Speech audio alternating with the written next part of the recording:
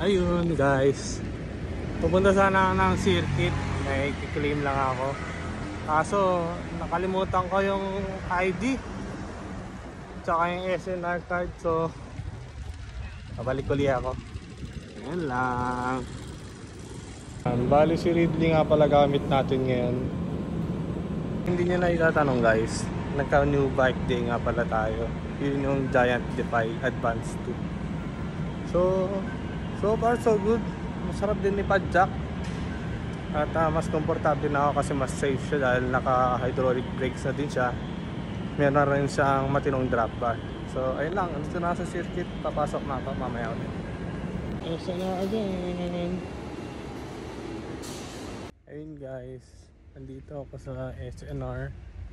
Bibili sana ako ng pancit bihon pang noodles ng Panabok, kaso wala eh. So pinahubod sa akin yung helmet. Hindi man ako aware na bawal pala ang helmet sa loob ng SNR.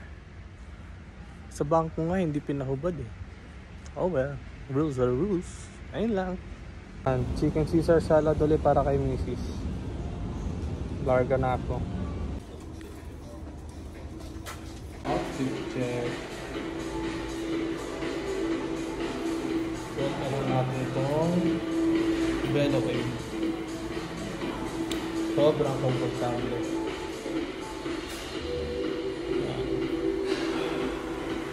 Ayun, sobrang komportable nga Velocade ng Adidas. Parang lang naka-regular na rubber shoes na nakatapak ng thumbtacks. Pero ayun nga, komportable, hindi siya maingay. Hindi katulad ng mga totoong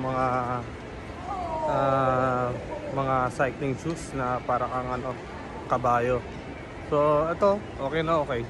Komportable, hindi masakit sa paa. Hindi masikip kasi naka-straps lang siya eh. Sana lang tumagal. At ayun nga, mamaya ulit. So ayun guys, tapos na tayo sa errands natin sa circuit.